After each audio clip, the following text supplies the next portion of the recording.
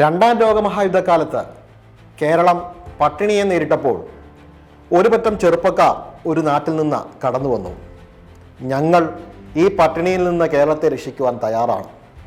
അവിടുത്തെ ചുണയുള്ള ചെറുപ്പക്കാർ 2 മീറ്റർ പൊക്കത്തിൽ വെള്ളത്തിൽ ബണ്ടുകൾ നിർമ്മിച്ചു. വെള്ളം പറ്റിച്ച ആ ജലനിരപ്പിനടിയിൽ കൃഷി ചെയ്തു. ഈ കഥ എവിടെയാണ് നടക്കുന്നതെന്നായിരിക്കും. വേറെ ഒന്നുമല്ല, കേരളത്തിലെ കുട്ടനാട്ടിലാണ്. ആ കുട്ടനാട് എന്ന് പറയുമ്പോൾ ഇന്ന് വെള്ളപ്പൊക്കത്തിൻ്റെ നാടായിട്ടാണ് നാം കാണുന്നത്. നാം കേൾക്കുന്നതും മനസ്സിലാക്കുന്നതും വെള്ളം നിറഞ്ഞു നിൽക്കുന്ന, ജീവിക്കുവാനായിട്ട് പറ്റില്ലാത്ത ഒരു നാട്.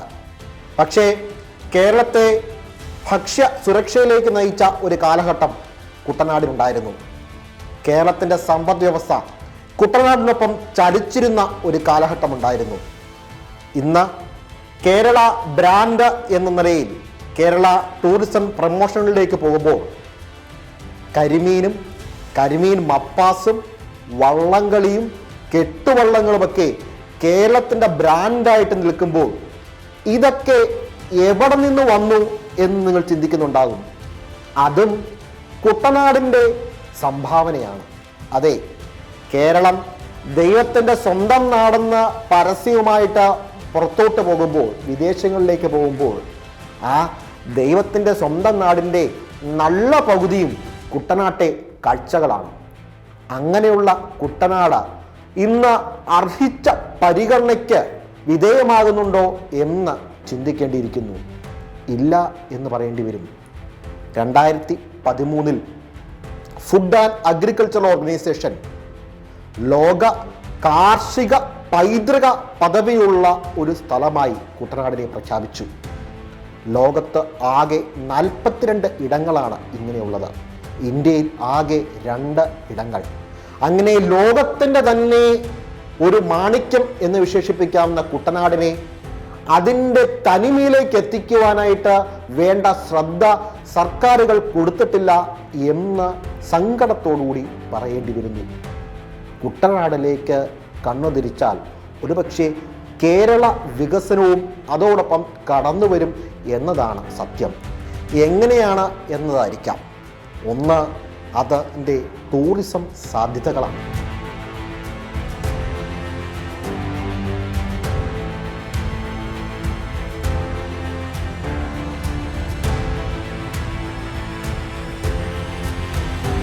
മുമ്പ് പറഞ്ഞതുപോലെ തന്നെ കരിമീൻ മപ്പാസും അതോടൊപ്പം തന്നെ പുട്ടും കടലക്കറിയും കരിമീൻ പൊള്ളിച്ചതുമൊക്കെ നമ്മുടെ മുമ്പിലേക്ക് കടന്നു വരുമ്പോൾ ലോകം കാത്തിരിക്കുന്ന ഒരു കേരള ക്യുസൈൻ, അത് കുട്ടനാടിൻ്റെ സംഭാവനയാണ്. ഷാംപെയിൻ എന്നൊക്കെ പറയുക ഫ്രാൻസിലുള്ള ഒരു സ്ഥലത്തിൻ്റെ ഭൗമശാസ്ത്ര സൂചികയുള്ള ഒരു ഭക്ഷണമാണ്. എന്ന് പറഞ്ഞതുപോലെ കുട്ടനാടൻ താറാവ് കറിയും കുട്ടനാടൻ കരിമീൻ മപ്പാസുമൊക്കെ എന്തുകൊണ്ട് ഭൗമസൗചിക പദവിയിലേക്ക് എത്തിക്കുവാൻ നമുക്ക് ശ്രമിച്ചുകൂടാ? അസംഭവ്യമായ കാര്യമൊന്നുമല്ല. കുട്ടനാടിന് മാത്രമായിട്ട് താറാവില് 2 ഇനങ്ങൾ സ്വന്തമായുണ്ട്. India government അംഗീകരിച്ചിരിക്കുന്നതാണ്. നാടൻ താറാവിനങ്ങൾ കുട്ടനാടിൻ്റെ സ്വന്തമാണ്. ആ കർഷക രീതി കുട്ടനാടിനെ സമ്പത്തിലേക്ക് നയിക്കും.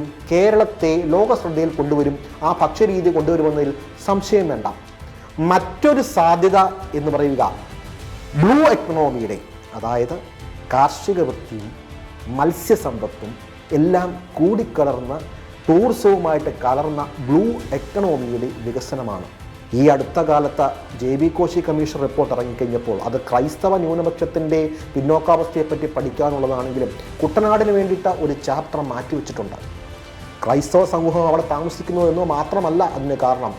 കുട്ടനാട് എന്ന് പറയുന്നത് കേരളത്തിൻ്റെ ഏറ്റവും പരമപ്രധാനമായ ഒരു ഘടകമാണ് എന്നുള്ളതാണ്. ആ ന്യൂനപക്ഷ JB കോശി കമ്മീഷൻ്റെ റിപ്പോർട്ടിൽ നല്ലൊരു പരിഗണന കുട്ടനാടിന് കൊടുക്കുമ്പോൾ നാം മനസ്സിലാക്കേണ്ട ഒന്നുണ്ട്. ബ്ലൂ എക്കണോമി, കാർഷിക വൃത്തിയും ടൂറിസവും മത്സ്യബന്ധനവും ചേർന്നുള്ള ഒരു എക്കണോമിക്ക് ഏറ്റവും അനുയോജ്യമായ ഒരു സ്ഥലമാണ് കുട്ടനാട് എന്ന് പറയുക. അതിനായിട്ട് പദ്ധതികൾ കടന്നു വരണം. കൃഷി എന്ന് പറയുന്നത് കാർഷിക വിഭവങ്ങളിൽ നിന്നുള്ള മാത്രം ലാഭം നേടുവാനായിട്ടുള്ള ഒന്നല്ല. പിന്നെയോ അവിടുത്തെ മത്സ്യസമ്പത്തും ഒക്കെ ടൂറിസത്തിനും കൂടെ തുറന്നു കൊടുക്കുന്നത് വഴി ഒരു വലിയ സാമ്പത്തിക സാധ്യതയാണ് കുട്ടനാട് നമ്മുടെ മുമ്പിലേക്ക് തുറന്നു വെക്കുക. കേരളത്തിൻ്റെ മുഖമാകുന്നു. 2, കേരളത്തിൻ്റെ സാമ്പത്തിക സാധ്യതയാകുന്നു. 3 എന്ന് പറയുക കുട്ടനാടിൻ്റെ സാംസ്കാരിക തനിമയാണ്. ദേവാലയങ്ങൾ നിറഞ്ഞു നിൽക്കുന്ന ഒരു നാടെന്നാണ് കുട്ടനാടിനെ വിശേഷിപ്പിക്കാവുന്നത്. അത് 200, 300, 400 ഒക്കെ കൊല്ലം പഴക്കമുള്ള പാരമ്പര്യമുള്ള ദേവാലയങ്ങൾ, അതെല്ലാം മതസ്ഥരുടെയുമുണ്ട്. ഈ ദേവാലയങ്ങൾ കാണുവാനായിട്ട് എത്രയോ പേർ ആഗ്രഹിക്കുന്നു. അതിനെ പ്രൊമോട്ട് ചെയ്യുവാൻ നമുക്കായോ? നമ്മുടെ പാരമ്പര്യമായിട്ടുള്ള വള്ളംകളി, ആ വള്ളംകളിയെ പ്രൊമോട്ട് ചെയ്യുവാനായിട്ട് ഒരു നെഹ്റു ട്രോഫി കൊണ്ട് മാത്രം പറ്റുമോ? അത് മാത്രം പോരാ. ഈ വള്ളംകളി പോലുള്ള ഈ മേഖലകളും എല്ലാം ചേർത്തുകൊണ്ടുള്ള പാരമ്പര്യ ടൂറിസത്തെ പ്രോത്സാഹിപ്പിക്കുവാനായിട്ടാകണം. മറ്റൊന്ന്, ഈ വള്ളംകളിയിൽ ചേർത്തുകൊണ്ട് ഈ വെള്ളങ്ങളുടെ നാടായ കുട്ടനാടിനെ ഒരു സ്പോർട്സ് ഹബ്ബായി, വാട്ടർ സ്പോർട്സ് ഹബ്ബായി മാറ്റുവാനായിട്ടുള്ള പദ്ധതികൾ കടന്നു വരണം. ഒരിക്കലും വികസനത്തിൻ്റെതായിട്ടുള്ള പദ്ധതികൾ കുട്ടനാടിന് വേണ്ടിയിട്ട് നമ്മൾ ഉണ്ടാക്കിയിട്ടില്ല. എന്തുകൊണ്ടാണ് കുട്ടനാടിനെ മറന്നു പോകുന്നതെന്ന് നാം ചിന്തിക്കേണ്ടിയിരിക്കുന്നു. 100 പേർ തുഴയുന്ന വള്ളംകളിയുടെ ഒരുമയുടെ നാട് എന്ന് പറയാവുന്ന കുട്ടനാട്ടിൽ എന്തുകൊണ്ട് കനോയിങ്ങിൻ്റെയും കയാക്കിങ്ങിൻ്റെയും ഒക്കെ ഒരു പരിശീലന ശൃംഖല, നീന്തലിൻ്റെ ഇന്ത്യയുടെ ഒരു പരിശീലന ക്യാമ്പസ് ഉണ്ടാകുന്നില്ല എന്നത് സംശയകരമായി ചിന്തിക്കേണ്ട ഒന്നാണ്. മറ്റൊരു കാര്യം കൂടിയുണ്ട്. ഇതൊക്കെ ആകുമ്പോഴും കുട്ടനാട്ടിലെ കർഷകൻ 2.5 ഏക്കറും 3 ഏക്കറും 4 ഏക്കറും 5 ഏക്കറും ഒക്കെ ഉള്ള കുട്ടനാടൻ കർഷകൻ പട്ടിണിയിലാണ്. പക്ഷേ EWS പോലുള്ള ചില മാനദണ്ഡങ്ങൾ വരുമ്പോൾ കുട്ടനാടിൻ്റെ 2.5 ഏക്കർ കൃഷിയുള്ള കർഷകൻ ഇവിടുത്തെ സമ്പന്ന വിഭാഗത്തിലാണ് പോകുന്നത്. അവൻ കൃഷി ചെയ്ത് അവൻ്റെ കൃഷി ഇറക്കി നെല്ലിന് വേണ്ടിയിട്ട് വില കിട്ടുവാൻ വേണ്ടി കാത്തിരിക്കുന്ന കർഷകൻ അന്നം വിളയിക്കുന്നു. പക്ഷേ കഴിക്കുവാനായിട്ട് പണമില്ല, സാധനങ്ങൾ മേടിക്കുവാൻ പണമില്ല എന്ന അവസ്ഥയിൽ നിൽക്കുമ്പോൾ വെറും 2.5 ഏക്കർ അവന് കൃഷിയുണ്ടെന്ന് പറഞ്ഞ് അവൻ സാമ്പത്തിക സമ്മർദ്ദത്തിൽ നിന്ന് പുറത്തു പോകുന്ന അവസ്ഥ. ഈ അവസ്ഥയിൽ സർക്കാർ കണ്ണെത്തേണ്ടതുണ്ട്.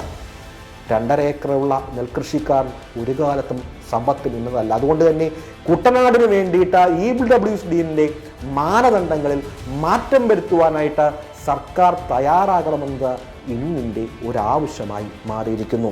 കുട്ടനാടിൻ്റെ ജലഗതാഗത സാധ്യതകൾ നമ്മൾ ചൂഷണം ചെയ്തിട്ടില്ല എന്നുള്ളതാണ് സത്യം. കെട്ടുവള്ളങ്ങൾ കായലുകളിലൂടെ പോകുന്നുണ്ട്. പക്ഷേ ഉൾനാടൻ ജലഗതാഗതത്തിന് വേണ്ടിയിട്ട് എന്തുകൊണ്ട് തുറന്നു കൊടുക്കുന്നില്ല? പോള നിറഞ്ഞ കുട്ടനാടൻ തോടുകളും കായലുകളുമൊക്കെ യാത്രായോഗ്യമല്ലാതായി മാറുമ്പോൾ തമിഴ്നാട്ടിൽ നിന്ന് ഈ കൊച്ചു കുട്ടനാട്ടിൽ നിന്ന് പോള മേടിച്ചു കൊണ്ടുവന്ന ഉള്ള വ്യവസായികളുണ്ട്. എന്തിനാണ്? അവർക്ക് സഞ്ചികൾ ഉണ്ടാക്കുവാനായിട്ട്. നെയ്ത്ത് മേഖലയിലേക്ക് ഇതിൻ്റെ നാരുകൾ എടുക്കുന്നു.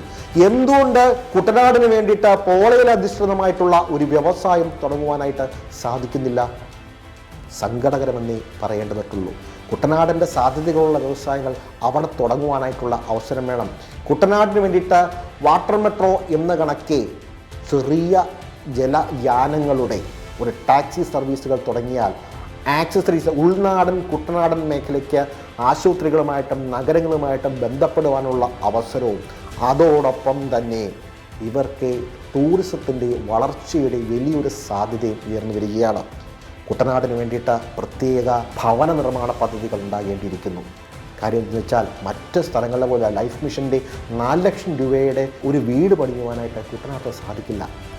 അതിൻ്റെ അടിത്തറ ഉണ്ടാക്കുവാൻ കൂടുതൽ പ്രശ്നങ്ങൾ വേണം. അപ്പോൾ ഈ കുട്ടനാടിൻ്റെ പ്രശ്നങ്ങൾ എന്ന് പറയുന്നത് അത് കുട്ടനാടിൻ്റെ മാത്രമാണ്.